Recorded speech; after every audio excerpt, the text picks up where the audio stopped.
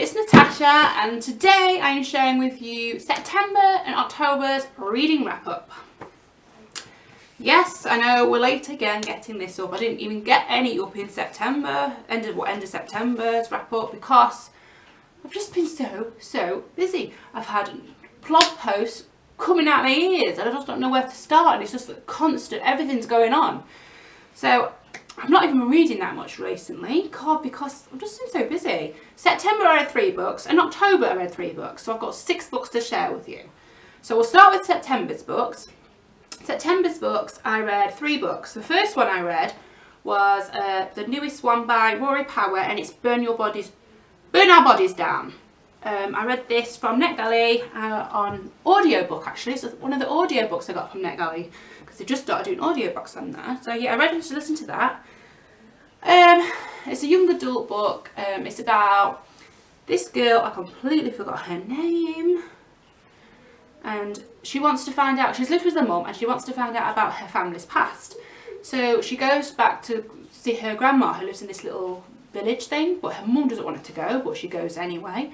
Then she finds all these weird things going on. As soon as she gets there, there's a girl running from a burning building on fire and who dies basically in front of her.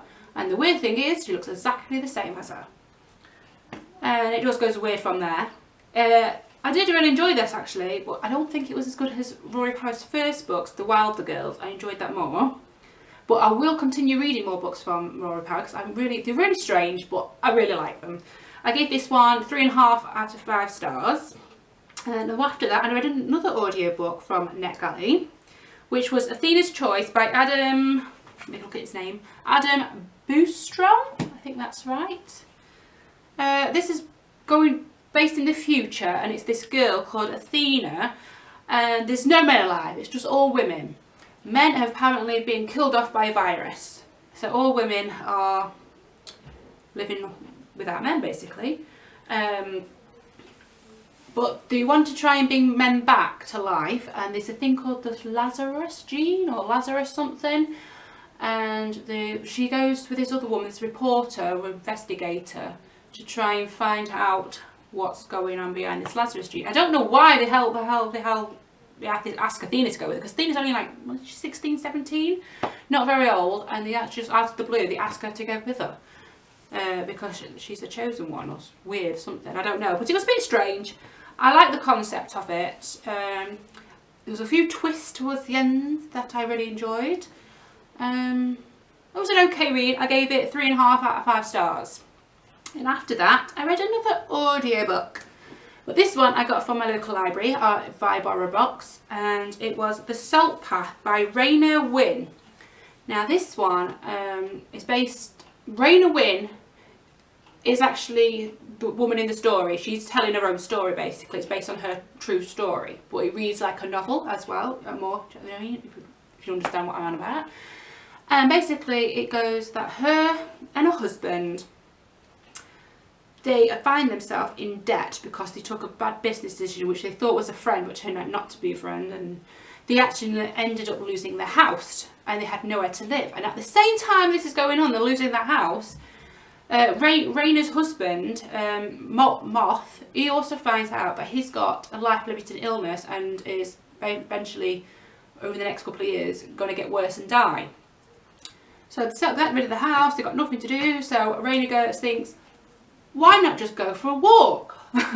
So basically, they walk the southern coastal path. I think it's from, I can't remember where it goes from, I forget what they're called now.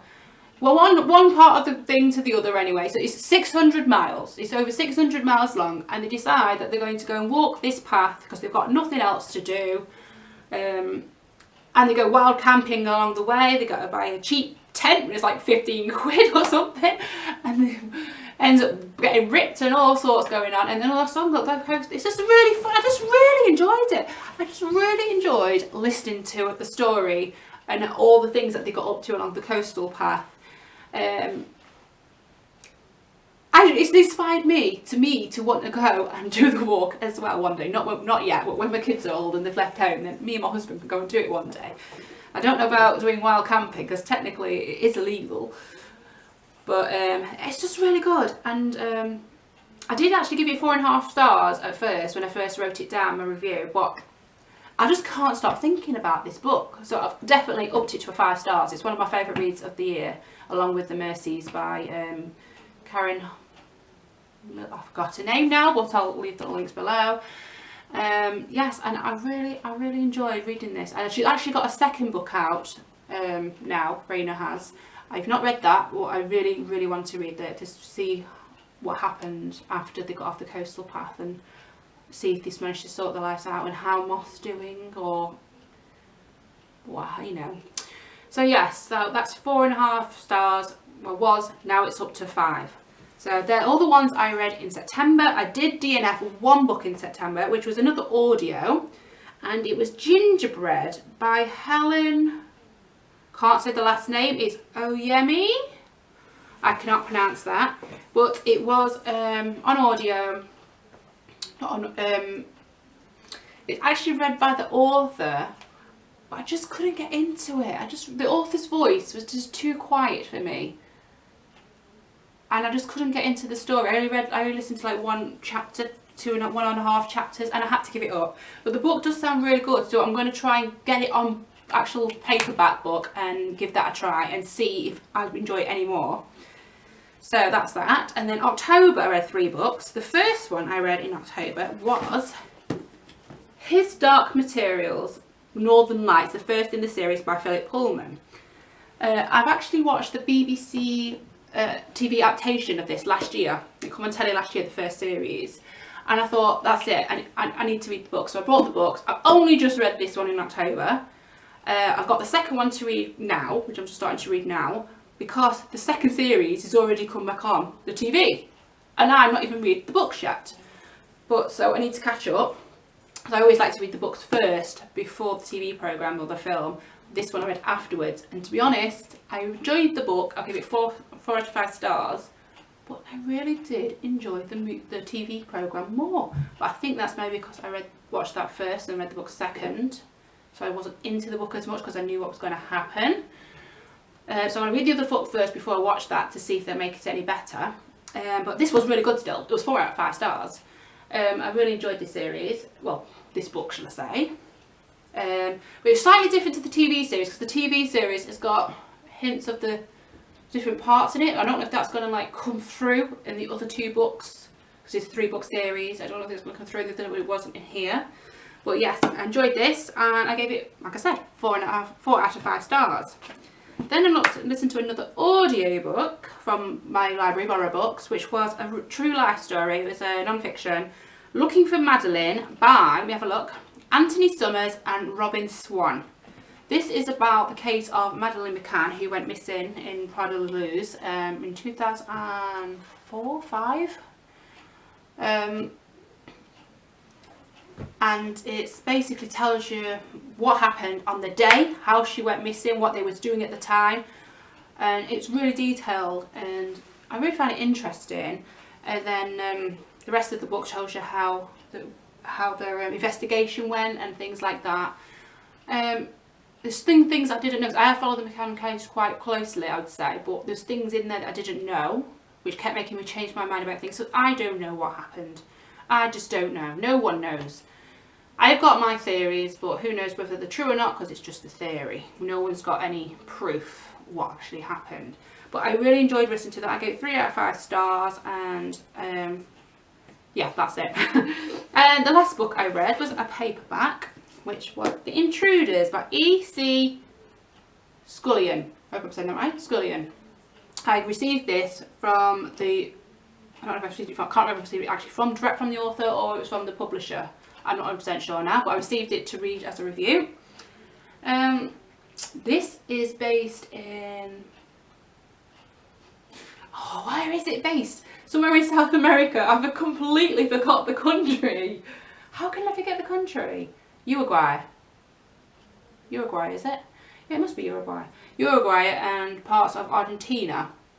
Basically, there's a safe in a house, and this guy called Capricorn employs these people to go and break into this safe to bring him the contents of the safe. And it's basically how these people meet, how they get together, how they plan to break into the safe, and how they actually get into the safe, and what happens afterwards. There's been some twists afterwards and things. It was an okay read. I think I did read, like, I gave the book 3 out of 3.5 stars, but I think I prefer to watch this as a film. If this was a film, I could watch it, 'cause thriller, things like that, like spies and criminal, you know, things like that, I can watch it as films more than read them, if you know what I mean. Does that make any sense? Yeah, so 3.5 stars for this. It was an okay read. I don't know if I'd read any more from the same author if it was the same kind of book. If it was more crime based, as in more with a detective or something like that, I'd probably read it more, but we'll see. Anyway, that's all the books I've read this month. Let me know in the comments what you've been reading, and if you've been reading any of these books that I've read. What have you got plans for November? Because I'm nearly halfway through already. I've only like read one book so far, and it's like, what is it today? 12th, is it? I'm not even sure what day we're on, to be honest. I've only read one book, and it's like, oh, I'm just behind with so much reading. I just want to. There's so many books I've got on my bookshelf that I want to read, and I just don't know where the time is coming to read them. But anyway. There you go. There's my books. I'll leave all the links below to where you can buy these books. I'll leave the links below if I've reviewed them on my blog. I always review my books first on Goodreads, so if you want to see my reviews first before you see them on here, go and follow me on Goodreads. All the links below. Okay, bye. See you in the next one.